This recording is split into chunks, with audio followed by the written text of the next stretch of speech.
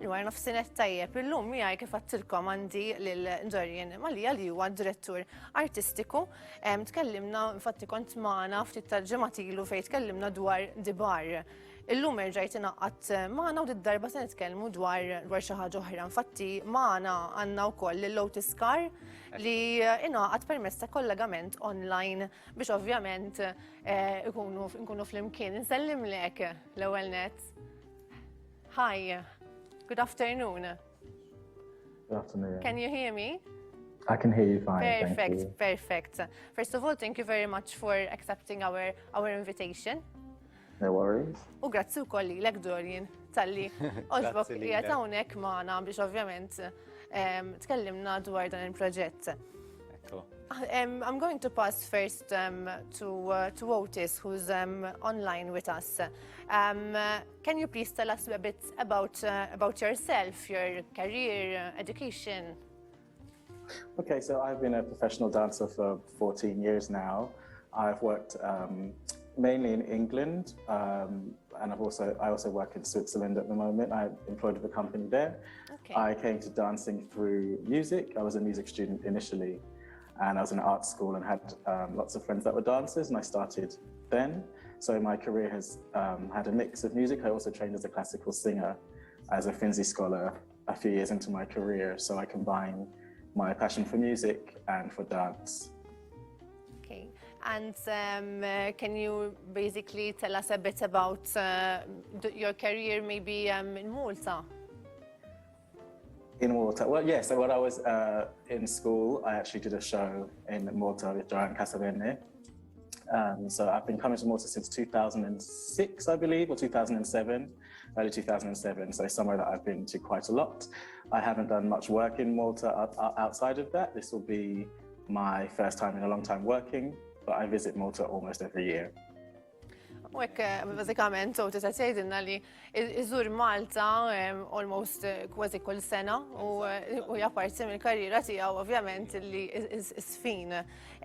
Dorian, Otis se jkun qed jagħti workshop Malta f'April, se jkun qed jinvolvi? Mela, l-ħagġa li nixtieq dejt jiena Otis ħbib kbar ġifri għajna l-iskola ġewwa l-Ingilterra u bqajna ħbieb għalhekk jiġi ħafna Malta. U koll artistikament nitkellmu ħafna ġifiri aħna tnejn li dażmin kollu kemm inna nafu xulxin l-arti ovvjament baqgħet iċ-ċentru tal-komunikazzjoni tagħna. F'dan il-workshop ħajkun qed jaqsam ħafna mill-esperjenzi tiegħu fil-kumpaniji li ħademu, kien jaħdem f'kumpanija kbira ġewwa l-Ingilterra jisimha Ramber li hija the top contemporary dance company that is government sustained. U kif ukoll f'kumpaniji kif qalu lili mill-Ingilterra. Għalissa qed naraw waħda mix-shows din? Eżatt, qed naraw waħda mill-performances li għamel ma' Ramber hemmhekk. U waqt li ħajkun qiegħed Malta, ġifieri ħajkun qed jaqsam l-esperjenzi tiegħu bħala żeffin u bħala wkoll għalliem ma' studenti Maltin ukoll żeffina li qed jieħduha bħala professjoni. Ġifieri l-kors ħajkun maqsum fi tnejn għandna livell intermedju u livell li huwa aktar advanced li huma aktar għal professional dancers. U għal-livell pereżempju intermedju kif qed tgħid inti, kemm rid ikollok esperjenza fis-sfin? Il-livell intermedju qegħdin nattiraw nies li qegħdin jaħsbu biex jieħduha bħala karriera. Sewwa ġifieri l-età mhux daqshekk importanti jisu normalment meta inti jkollok dik l-14-il sena meta tkun qed tagħżel x'ħad tagħmel b'ħajtek. Saħallihom mbagħad meta tikber terġa' tagħżel xi 20,000 darba. Imma huwa mirat għal dawk in-nies li eżatt li huma għandhom bażi tajba ta' teknika imma qegħdin jaraw forsi jieħduha aktar f'livell professjonali. Professjonali, eżattament. Otis, this question is for you. What is your relationship with Moveo Dance Company and how did you meet? Can you hear me? Yes, I can hear you. Perfect, sorry. There was a disturbance. That's okay. That's fine. Dorian and I met at Central School of Ballet when I joined the school in the second year, and we both shared a passion for ballet and a similar style. and in terms of how we approach our training and dancing as artists. So I've known Dorian since before the inception of Moveo, so I have been aware of the company's inception and the progress that the company's made over the years, and seen Dorian's growth and how the company has become prominent. So that's my relationship. So obviously I maintain a dialogue with Dorian about the work and the artistic direction of the company over the years. This will be my first time getting to work with the company, bringing my artistic voice. That's great. From time to time, Otis, I will be translating what you're saying to our, obviously, public. Li għatjajt Otis, basikament, li jiltaqaw u Dorian fil-ballet, u ovvjament bqajtu inkun fil-kuntatt ta' xulxin dwar din il-journey. Otis, another question. We know that you have studied dance on various levels, and as an experienced choreographer and dancer, what would you say that people attending this workshop will learn from it? Well, I have been fortunate to perform around the world and work with lots of different choreographers and in different styles. And with that, every opportunity to do something different has been an opportunity to learn and develop my own style, also in terms of building on my artistic expression and language and how I communicate. So when I'm teaching, I try to encourage the individual to explore different techniques. So for example, I've performed Cunningham pieces. I've performed pieces created on ballet companies, pieces that are purely contemporary, for example. And with that, you can combine the different languages and schools of training. So you can have the classical ballet and contemporary. Okay. And with that, I would like people I encourage and I teach how to combine your individual interest, artistic expression with technical training in order to get the maximum ability from your body, and also to enjoy dancing and the act of expression through dance. That is very important. Bażikament Otis qed jgħid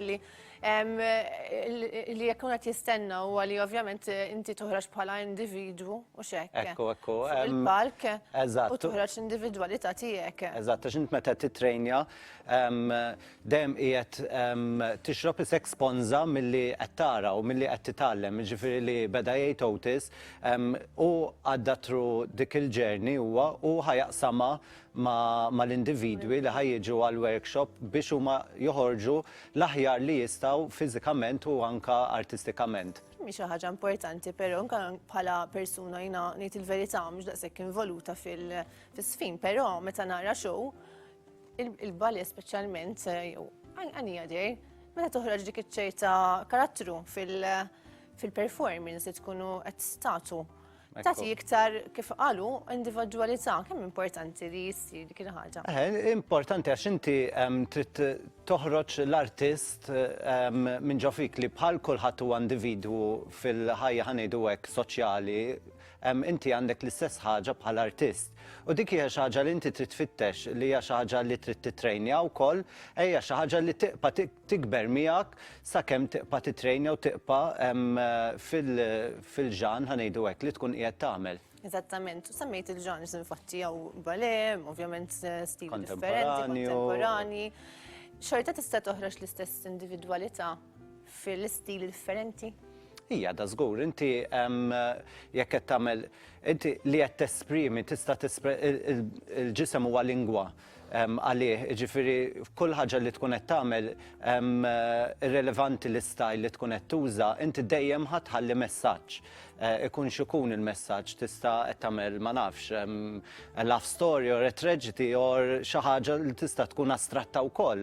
Jiġifieri dawn huma kollha ħajħallu impatt fuq l-udjenza u wkoll fuq l-artist li jkun qiegħed jagħmel il-performance. Eżatt, naqbel perfettament. X'għandu jistenna wieħed minn dawn il-workshops? Ħansaqsi lilek l-ewwel, imbagħad forsi ngħaddi għal Otis.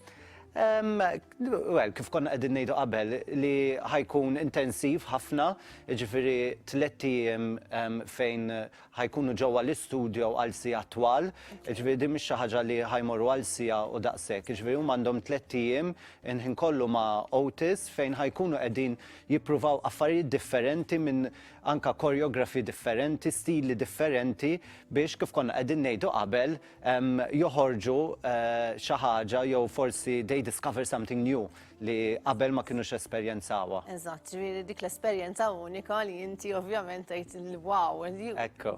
amazed. Otis, over to you. I just asked Dorian, what would a person expect from these workshops? Well, definitely to challenge the perception of what we see as dance and how we are taught, because often, dance is taught in a didactic form, so often people are told what to do, but I encourage people to think about what they wish to do and how they interpret. So people should expect to challenge their perception of how they see dance in order to free themselves and to find their own way of interpreting through instruction and direction. That for me is one of the main things, but also to have physical challenge and to also work towards enjoying physical risk, for example, because without risk and without pressure, for example, there is no growth. So we want to work on growing and coming away from the experience, having developed something, not just learning steps, for example. Exactly, well said. Thank you very much, Otis. Bażikament, You're welcome.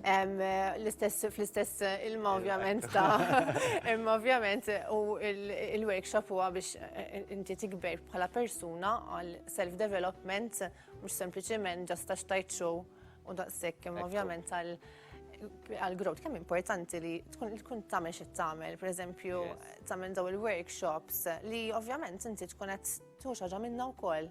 Of course. It's very important that sorry. U importanti li inti dejjem tiqpa' tirriċerka, dejjem tiqpa' tirriskja kif qal Otis, ħalli inti dejjem tiqpa' tikber u ħalli inti dejjem tiftaħ bibien ġodda. U dawn huma l-affarijiet li bħal artist ħajżommu kurrenti wkoll. Għax hija l-aktar ħaġa importanti. L-ar ħaġa li jista' jiġri l-artist li jinqafel xkun ġara 20 sen ilu, xkun ġara 50 sen ilu, imma tiqpa' kurrenti bli jkun qiegħed jiġri fi żminijiet li tkun qiegħed fihom. Meta tgħid tibqa' kurrenti anke bħala forsi performances. Bħala kollox, inti meta tesprimi xi ħaġa għandek is-soċjetà li qed għandha diġà ċertu informazzjoni milli qed jiġri madwarek, jiġifieri mill-kurrenti li jkunu qegħdin jiġru dak il-ħin. U l-artist ukoll għax ikun qiegħed jgħixhom, jiġifieri inti tkun qed taqsam huwa importanti hija xi ħaġa li hija l-vuċi tiegħek kif kien qed jgħid Otis tajjeb wisq. Ħajjejn biex inti mhux ġast kemm titgħallem passi, inti ħadd titgħallem kif għandek inti tikber u tuża dawk iċ-challenges biex tiskopri dawn l-affarijiet ġodda. Eżattament, naqbel miegħek perfettament u importanti li jsiru dawn l-affarijiet. Fakkarni ftit meta se jsiru l-workshops. Mela, fi 9, 10 u 11 ta' April ġew l-istudios ta' Moveo Dance Company. Alright. Ovvjament dal-waqt wasalna, ġifieri nimmaġina din tippreparaw l-aħħar preparamenti. Eżatt. Eċitati xejn? Eċitati dejjem. Nista' nimmaġina ovvjament iktar ma jaqreb il-żmien. Mhux hekk. Nawgurawlkom. Grazzi ħafna. Otis, I would like to wish you good luck with these workshops and thank you for being with us. And Thank you very much. Best of luck. It was a pleasure Thank having you. you and thanks for joining. Thank you very much. Grazzi ħafna Dorian, nawguralkom Grazzi lilek. ovvjament u awguri. Grazzi ħafna u vera Best of thank you luck. tal-li dejjem tinvitawna fuq dal-programm vera nieħdu gost niġu. Grazzi. U sabiħ li jkun hawn programmi fej jippromovu l-arti. Eżattament.